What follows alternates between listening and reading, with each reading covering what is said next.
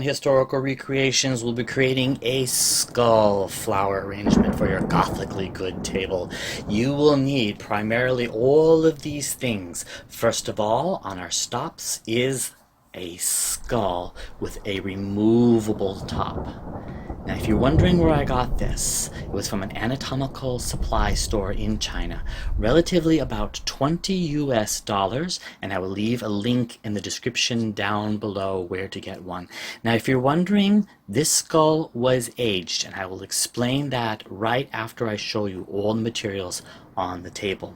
You will need some material from a dollar store that you want to put into the planter, some bottles to put on your stand. Over here I have a base. This was an old school globe that somebody had thrown out. The base is heavy enough to support the skull. A can of black spray paint and some old dried flowers from Valentine's Day.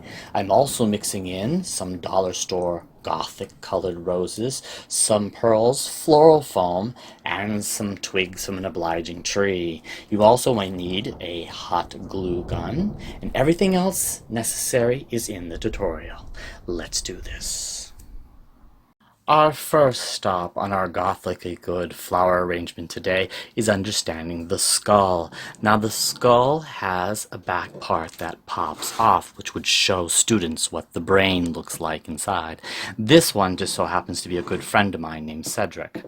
Actually, he's made of plastic and he shows up in many of my videos. But today, he will be transformed into a very special flower arrangement. Now, how did Cedric become this aged? He did not come like this. It was a brand new polysynthetic plastic that looked like this when I first purchased him.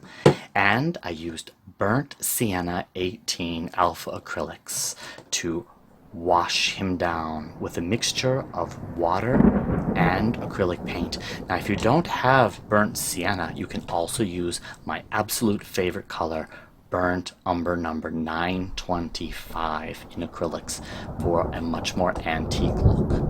Now that once we have the antiquing done on our skull, we can now move on to the next part of our tutorial. For this tutorial, I had cut 2 bottle bases off of 2 plastic bottles to show you the difference of what it's going to be like. Now, if you want to use a short bottle, something with a little bit of character, this is how the skull is going to go on there. So it's going to be a short base. Or if you want to have something that's a little bit more taller for your table, I would recommend using a high bottle. Actually, the shorter bottle to me feels much better. And I'm going to use the shorter bottle today because I do like the hexagon shape of this. I also like this one too, but today the hexagon one wins. So let me hot glue this bottle down to the base.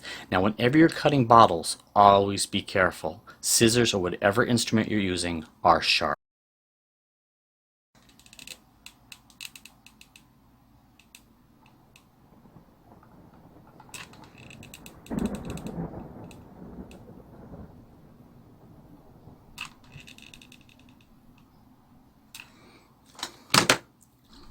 Make sure it's centered correctly. We don't want our skull to fall down. I'd highly recommend doing a little bit of support glue around the base.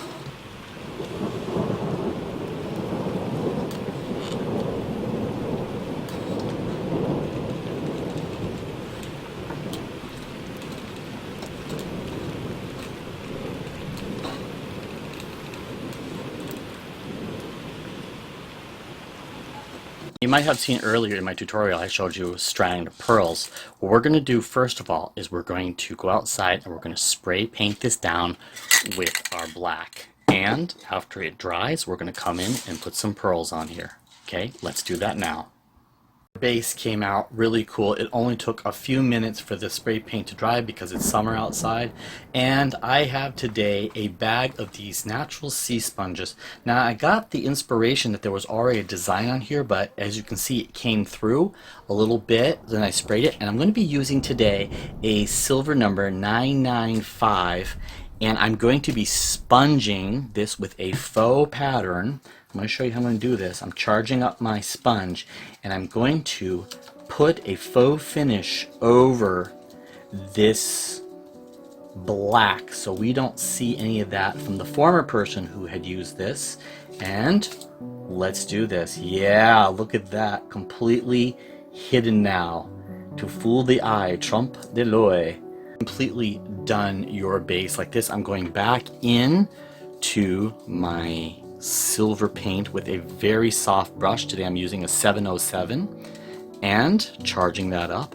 And we're going to very lightly dry brush some of these areas so they stand out. Look at this.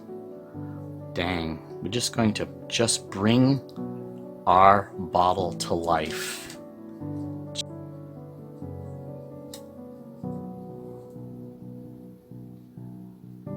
We're almost in the home stretch now. Once we get our paint dried, we're going to be taking the pearls. We're going to be putting the pearls around the base of our stand, and we're going to be hot gluing our skull onto our top part here. Waiting for our glue gun to heat up. Okay, just holding those in place, waiting for those pearls to have their glue dry on there. I think we're about ready. Okay, that's good. Now once we get that on, that's kind of reminiscent of a lady's pearl necklace around her neck at a Victorian ball. Or let's now go into the part where we are going to put on our skull. So we're going to hot glue now this to the base. As you can see from this rather unique view, I am using a prop here to hold the skull in place while the hot glue is drying. And I'm not going to lie to you, I am really applying the hot glue in there to create a second and third support system. So don't be afraid to use quite a few of your glue sticks and build that up to make sure that that skull stays in place. Once your skull is completely in place, you can see I have a lot of hot glue there that has gone into the bottle. I also have my hot glue gun out today because we're going to be adding a little bit of hot glue in here as we're using our floral foam. We're going to pack this filled with the foam so we can start doing the arrangement.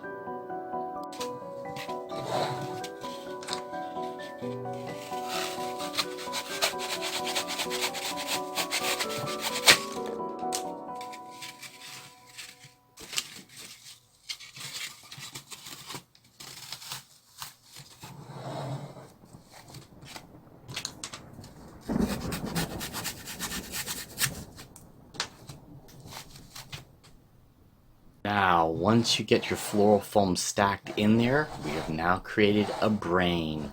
Now, what we're going to do right now to this brain is we're going to take out some of our materials that we got at the dollar store, and we're going to now start adding it to this to create an illusion of hair. What I have here is a dollar store vine or something that I had got, and it's sprayed black. And we're just going to take some of these pieces off here. And these look really, really cool. And just with a pair of scissors, doesn't this look really gothic? I mean, I just love this. I mean, if you want to just put that on your door for a Halloween wreath, you could do that. But we're just going to cut some of these pieces off. And now we're going to start adding them as hair to our skull. And we're going to start placing them in here. We're just going to follow the natural flow of gravity for the shape of our piece. Maybe you want to use this, maybe you don't want to use this, that's okay. So now let's go on to our second layer and start putting more materials in here for our flowers. What I have over here is a collection of roses that I got from a dollar store. You can see that I have cut them to about 2 inches. So let's now start piling them in here in a very dome-like shaped pattern.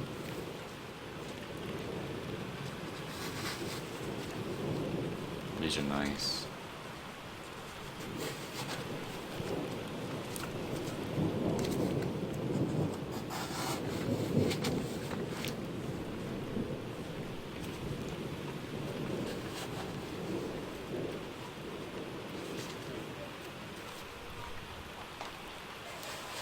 Now, with our roses set in place, let's go on to our next pile of flowers that we have. These are dried flowers that are left over from Valentine's Day, and this is nothing more than statice and baby's breath that has been dried.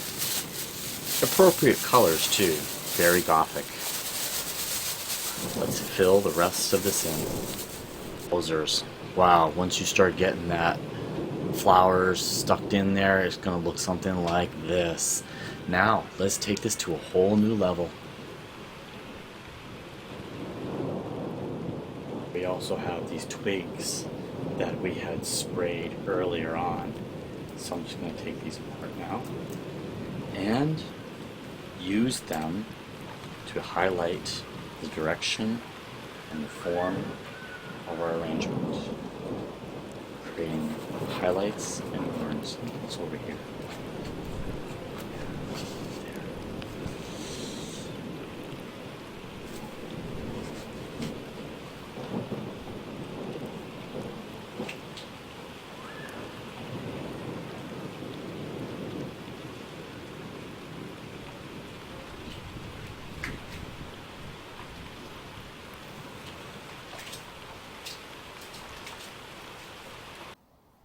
A gothically good arrangement for any Gothic table.